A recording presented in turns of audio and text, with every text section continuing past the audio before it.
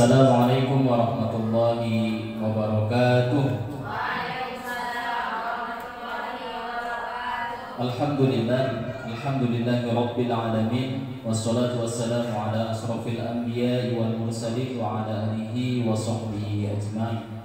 Puji syukur sama-sama kita panjatkan kehadiran Allah Subhanahu wa taala karena hari ini kita dapat berkumpul di ruangan yang berbahagia ini, yakni dalam rangka untuk melaksanakan kegiatan aksi nyata yang akan dipimpin oleh Ibu Intan selaku calon guru penggerak angkatan kelima Kabupaten Aceh Tenggara. Salat beserta salam tak lupa pula kita hadiahkan yakni pangkuan baginda Nabi Muhammad Sallallahu Alaihi Wasallam yang telah membimbing umatnya menuju jalan yang benar, jalan yang diridhoi Allah Subhanahu wa taala. Bapak-bapak, ibu-ibu sekalian yang kami hormati, hari ini kita akan coba mendengarkan paparan daripada aksi nyata yang akan disampaikan oleh Ibu Intan selaku calon guru penggerak angkatan kelima. Mudah-mudahan dengan kegiatan ini dapat memotivasi kita bersama bahwa program dari pemerintah calon guru penggerak ini memang layak kita ikuti, dan bagi para bapak dan ibu sekalian yang sudah mencukupi ataupun kualifikasinya sudah sesuai, maka silakan diikuti dengan baik. Kenapa demikian? Karena apapun yang diselenggarakan oleh pemerintah itu wajib kita dukung, kemudian kita laksanakan dengan baik sehingga ini dapat memperbaiki kualitas pendidikan yang ada di Aceh Tenggara khususnya dan pada umumnya di Indonesia. Mudah-mudahan ya dengan kegiatan aksi nyata ini juga ini dapat menjadi gambaran untuk kita bahwa beginilah kegiatan calon guru penggerak itu. Sehingga ya kami harapkan ya kepada yang belum mendaftarkan diri, yang sudah memenuhi kualifikasinya silahkan didaftarkan dengan baik. Mungkin itu saja sambutan dari saya selaku kepala sekolah. Intinya saya mendukung program kegiatan ini dengan baik. Ya mudah-mudahan kegiatan ini dapat berlangsung nantinya secara baik dari awal hingga akhir. Mungkin itu saja, saya akhiri. Assalamualaikum warahmatullahi wabarakatuh.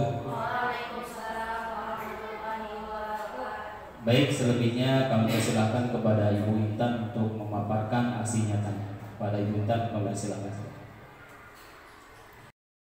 Assalamualaikum warahmatullahi wabarakatuh. Terima kasih Bapak Ibu sudah hadir dalam ruangan ini dalam rangka forum berbagi aksi nyata kepada sesama rekan guru. Aksi nyata program pendidikan guru penggerak oleh saya sendiri, SD Swasta Islam Terpadu Madani. Modul 1.4 diantaranya perubahan paradigma belajar, disiplin positif, motivasi perilaku manusia, kebutuhan dasar manusia, posisi kontrol restitusi, keyakinan kelas dan segitiga restitusi. Nah, di sini saya akan menyampaikan budaya positif, di mana membangun nilai kedisiplinan tanpa kekerasan. Nah, latar belakangnya adalah adanya krisis karakter yang sangat mengkhawatirkan sehingga dianggap budaya positif itu perlu diterapkan sebagai pembiasaan. Yang kedua, masih minimnya pengetahuan warga sekolah tentang budaya positif. Dan yang ketiga, masih rendahnya disiplin anak terhadap peraturan yang ada. Tujuannya adalah terbentuknya karakter profil pelajar Pancasila melalui budaya positif di lingkungan sekolah. Selanjutnya, menambah pengetahuan warga sekolah tentang budaya positif. Dan yang ketiga, membangun disiplin murid yang berasal dari motivasi intrinsik. Selanjutnya, membuat keyakinan kelas sebagai langkah awal terbentuknya disiplin positif. Mengapa budaya positif itu penting? Karena pengembangan budaya positif dapat menumbuhkan motivasi intrinsik dalam diri anak untuk menjadi pribadi yang bertanggung jawab dan budi pekerti, luhur serta akhlak mulia. Dan yang kedua, dengan menciptakan suasana yang positif akan mendukung proses pembelajaran yang berpihak pada murid, di mana proses belajar siswa terasa aman dan nyaman dalam belajar, sehingga apa yang disampaikan lebih cepat ditangkap oleh murid karena suasana yang kondusif. Selanjutnya, apa itu budaya positif? Nah, budaya positif merupakan perwujudan dari nilai-nilai atau keyakinan universal yang diterapkan di sekolah. Caranya merubah paradigma teori kontrol atau biasa dipakai oleh guru. Nah, selama ini barangkali kita sebagai guru merasa berkewajiban mengontrol perilaku siswa agar memiliki perilaku sesuai dengan yang kita harapkan. Nah, guru sering memberikan hukuman kepada siswa yang melakukan kesalahan dan memberikan imbalan terhadap perubahan baik yang dilakukan siswa. Nah, kita merasa bahwa kita bisa mengontrol murid kita. Menurut Dr. William Glasser, dalam teori kontrol, teori Jones atau teori menyatakan bahwa semua perilaku memiliki tujuan, bahkan terhadap perilaku yang tidak disukai. Meluruskan beberapa miskonsepsi tentang makna kontrol antara lain. Yang pertama di situ, ilusi guru mengontrol murid. Kita tidak dapat memaksa murid untuk berbuat sesuatu jikalau murid tersebut memilih untuk tidak melakukannya. Dan yang kedua, ilusi bahwa semua penguatan positif efektif dan bermanfaat. Nah, penguatan positif atau bujukan adalah bentuk-bentuk kontrol segala usaha untuk mempengaruhi murid agar mengulangi suatu perilaku tertentu adalah suatu usaha untuk mengontrol murid tersebut. Nah, yang selanjutnya bahwa ilusi kritik dan membuat orang merasa bersalah dapat menguatkan karakter.